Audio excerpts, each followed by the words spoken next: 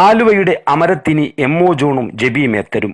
നഗരഭരണത്തിന്റെ ചുക്കാൻ പിടിക്കാൻ കോൺഗ്രസിലെ എം.ഒ. ജോണും ജെബി മേത്തരും ആലുവയിൽ ഇന്ന് അധികാരമേറ്റു. രാവിലെ 11-ന് ചെയർമാൻ സ്ഥാനത്തേക്കും ഉച്ചയ്ക്ക് 2-ന് വൈസ് ചെയർപേഴ്സൺ തെരഞ്ഞെടുപ്പും നടന്നു. കെ.പി.സി.സി അംഗമായ എം.ഒ. ജോൺ 4-ാം തവണയാണ് നഗരപിതാവെന്ന പദവിയിലേക്ക് എത്തുന്നത്. തുടർച്ചയായി 3 വട്ടം കൗൺസിലറായ ജെബി മേത്തർ കെ.പി.സി.സി സെക്രട്ടറി കൂടിയാണ്.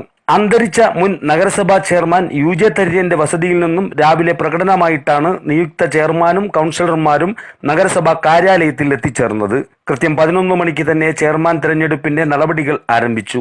ചെയർമാൻ സ്ഥാനത്തേക്ക് കോൺഗ്രസിലെ എം.ഒ. ജോണിന്റെ പേര് ഫാസിൽ ഹുസൈൻ നിർദ്ദേശിക്കുകയും ജെയ്സൺ പീറ്റർ പിന്താങ്ങുകയുമായിരുന്നു. എൽ.ഡി.എഫിലെ ഗെയിൽസ് ദേവസി പയ്യപ്പിള്ളിയും എൻ.ഡി.എയിലെ പി.എസ്. പ്രീതയും മത്സരരംഗത്ത് ഉറച്ചുനിന്നതോടെ വരണാധികാരി വോട്ടിംഗിനായി അംഗങ്ങളെ ക്ഷണിച്ചു. നിലവിലെ നഗരസഭയിലെ കക്ഷിനില കോൺഗ്രസ് 14, എൽ.ഡി.എഫ് 7, എൻ.ഡി.എ 4, ഒരു സ്വതന്ത്ര എന്നിങ്ങനെയാണ്. ചെയർമാൻ തെരഞ്ഞെടുപ്പിൽ ജോണിന് 14-ഉം ഗെയിൽസ് ദേവസി പയ്യപ്പിള്ളിക്ക് 7-ഉം പി.എസ്. പ്രീതയ്ക്ക് 4-ഉം വോട്ടുകൾ വീതം ലഭിച്ചു. സ്വതന്ത്രയംഗം കെ.വി. സരള വോട്ട് രേഖപ്പെടുത്താത്തതിനാൽ അസാധുവായി. തുടർന്ന് എം.ഒ. ജോണിനെ വിജയിയായി പ്രഖ്യാപിച്ച് സത്യപ്രതിജ്ഞ ചെയ്ത് അധികാരമേൽക്കുകയായിരുന്നു.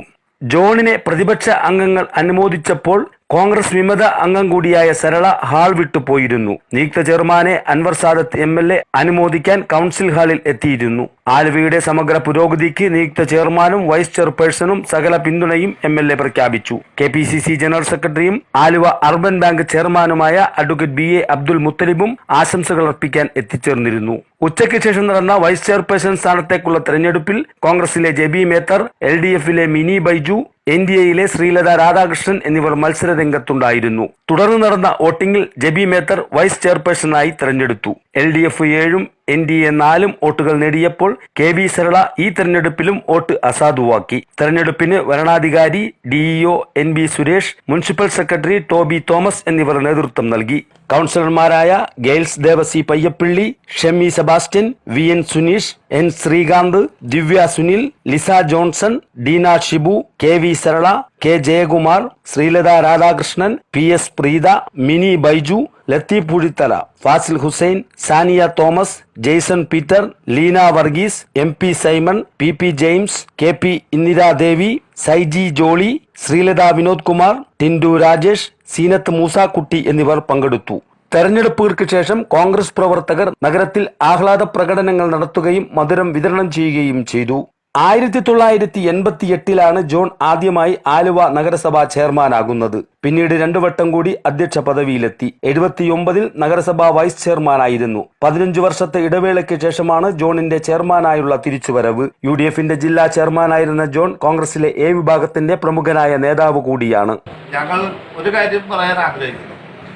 പരിസ്ഥിതിക്ക് അനുസൃതമായി, പരിസ്ഥിതിക്ക് എതിരില്ലാത്ത തരത്തിലുള്ള വികസന പ്രവർത്തനങ്ങളാണ് ഞങ്ങൾ നടപ്പാക്കാൻ ഉദ്ദേശിക്കുന്നത്. എന്നാലോ ഇത് ഒരു മെട്രോ സിറ്റി ആയി രൂപാന്തരപ്പെടാൻ പോകുന്ന ഒരു പട്ടണമാണ്. നമ്മുടെ വിമാനത്താവളം, മെട്രോ റെയിൽവേ തുടങ്ങിയ കാര്യങ്ങളൊക്കെ ആലുവയിൽ തന്നെയാണ് സ്ഥിതി ചെയ്യുന്നത്. അതിൻ്റെ പ്രൗഢിക്കും അന്തസ്സിനുമൊത്ത് തന്നെ നമുക്ക് വികസന പ്രവർത്തനങ്ങൾ കൊണ്ടുവരേണ്ടതുണ്ട്. അതോടൊപ്പം തന്നെ പ്രകൃതിയെ ദ്രോഹിക്കാത്ത തരത്തിലുള്ള വികസനങ്ങൾ, ഇത് രണ്ടും സമന്വയിപ്പിച്ചുകൊണ്ട് നമുക്ക് മുന്നോട്ട് പോകണം. അതിന് നിങ്ങളുടെ എല്ലാവരുടെയും പിന്തുണ ആവശ്യമാണ്.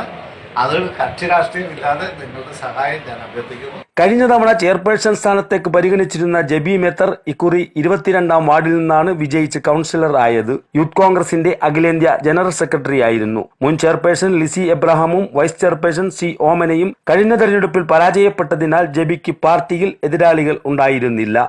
ആലുവ ഒരു ചരിത്ര മുഹൂർത്തത്തിന് സാക്ഷ്യം വഹിച്ചിരിക്കുകയാണ്. 100-ാം വർഷത്തിലേക്ക് കടന്ന ആലുവയ്ക്ക് ഈ വരുന്ന വർഷവും ദിവസങ്ങളും മാസങ്ങളും എല്ലാം വികസനത്തിന്റെയും ജനക്ഷേമത്തിന്റെയും ചരിത്രം സൃഷ്ടിക്കാൻ ശ്രീ എം.ഒ. ജോണിന്റെ നേതൃത്വത്തിലുള്ള കൗൺസിലിന് കഴിയട്ടെ എന്ന് ആത്മാർത്ഥമായി പ്രാർത്ഥിക്കുകയാണ്, ആശംസിക്കുകയാണ്. ജനാധിപത്യം എന്നാൽ സഹിഷ്ണുതയാണ്. അത് യോജിക്കുന്നവരോടും വിയോജിക്കുന്നവരോടും എന്ന് നമ്മെ പഠിപ്പിച്ചത് ഇന്ത്യയുടെ പ്രഥമ പ്രധാനമന്ത്രി പണ്ഡിറ്റ് ജവഹർലാൽ നെഹ്റുവാണ്.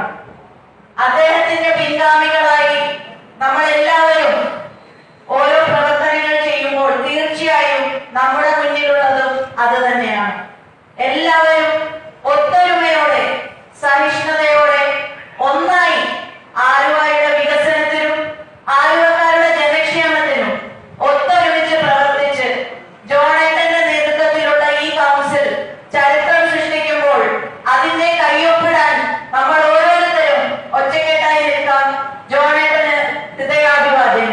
പെരിയാർ വിഷൻ പൊളിറ്റിക്കൽ ഡെസ്കിൽ നിന്നും റിയാസ് കുട്ടമശ്ശേരി.